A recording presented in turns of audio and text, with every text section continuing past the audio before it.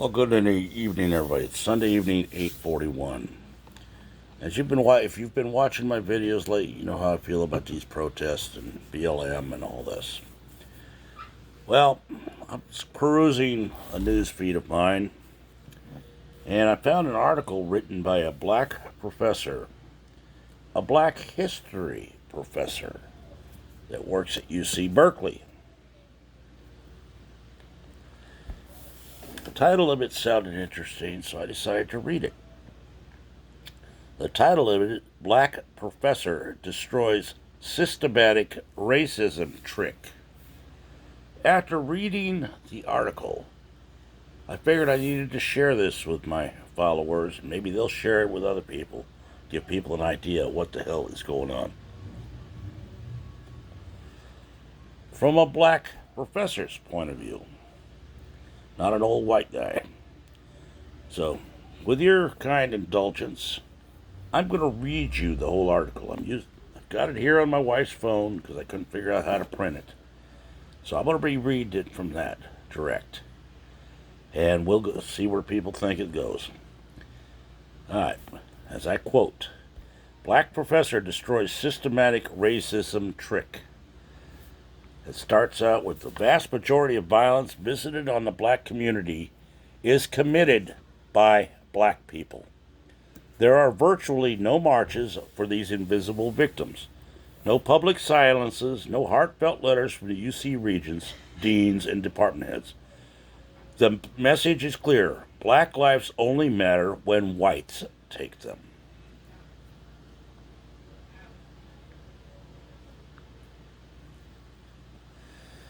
The rest of it goes like this. Anonymous black professor says liberal soft bigotry condemns blacks to perpetual failure.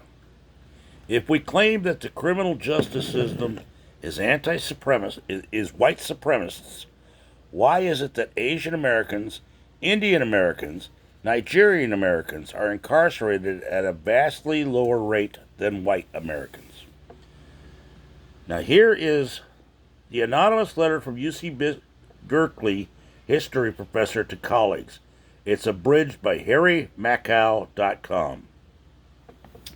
It starts off, Dear Professors X and Y, the claim that the difficulties that the black community faces are entirely causally explained in terms of white systematic racism, white supremacy, and other forms of white discrimination should be vigorously challenged by historians. Instead, it is being treated as an axiomatic truth without serious consideration of its profound flaws or its worrying implication of total black impotence. This hypothesis is transforming our institution and our culture without any space for dissent. A counter-narrative exists. Consider the portion of black incarcerated Americans. This portion is often used to characterize the criminal justice system as anti-black, now in bold print. However, if we use the precise same mythology, we would have to conclude that the criminal justice system is even more anti-male than it is anti-black. Back to normal print. Would we characterize criminal justice as a systemic, misandrous conspiracy against innocent American men? I hope you see this type of reasoning is flawed and requires a significant suspension of our rational faculties. Back to bold print.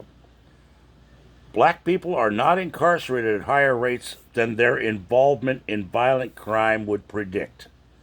This fact has been demonstrated multiple times across multiple jurisdictions in multiple countries. And yet I see my department uncritically reproducing a narrative that diminishes black agencies in favor of white-centric explanation that appeals to the department's apparent desire to shoulder the white man's burden and to promote a narrative of white guilt. Back to regular print. 1 second.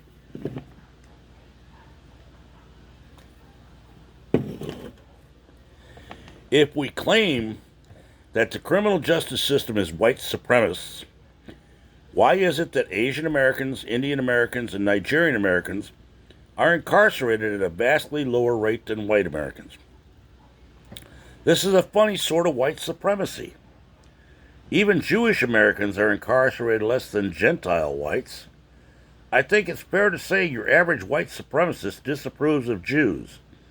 And yet, these alleged white supremacists incarcerate Gentiles at a vastly higher rate than they do Jews. None of this is addressed in your literature. None of this is explained beyond hand-waving and ad hominems. These are racist dog whistles. The model minority myth is a white supremacy. Only fascists talk about black-on-black crime ad nauseum. Organized Jewry, i.e. the Rothschilds, the Democratic Party, Freemasonry, is waging a genocidal war against the white race. The Floyd psyop is designed to make whites forfeit place to black Masonic Jewish proxies. That was in parentheses underneath it. I doubt if you can see it, but I'm going to try. Right there.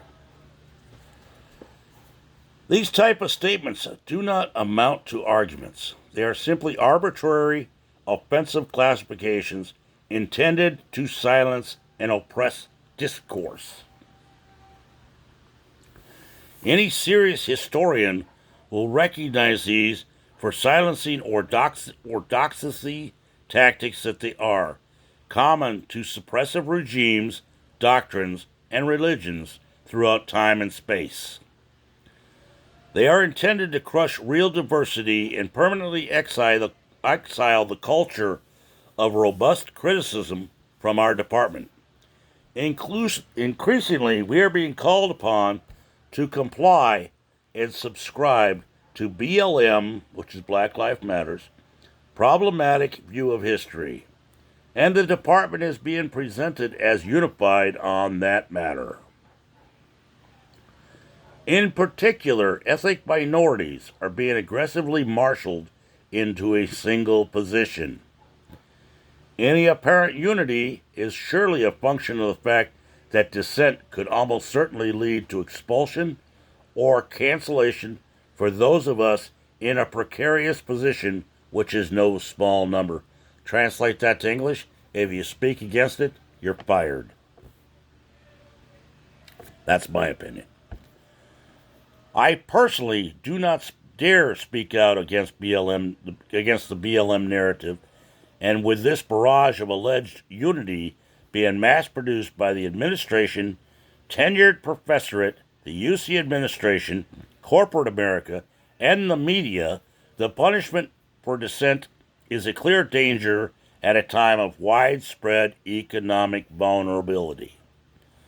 I am certain that if my name were attached to this email, I would lose my job and all future jobs, even though I believe in and can justify every word I type. Back to bold print. Black violence is expected and insoluble, while white violence requires explanation and demands solution. Please look into your hearts and see how monstrously bigoted this formation truly is. Back to normal print. No discussion is permitted for non-black victims of black violence, who proportionately outnumber black victims of non-black violence.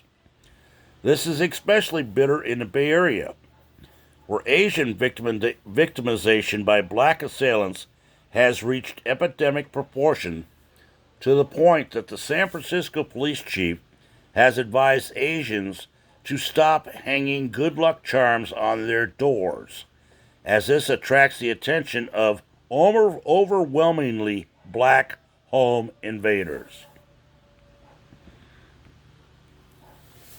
In parentheses, apart from a criminal, Floyd was also a porn star.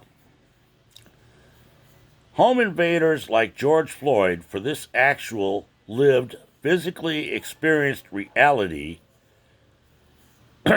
of violence in the USA. There are no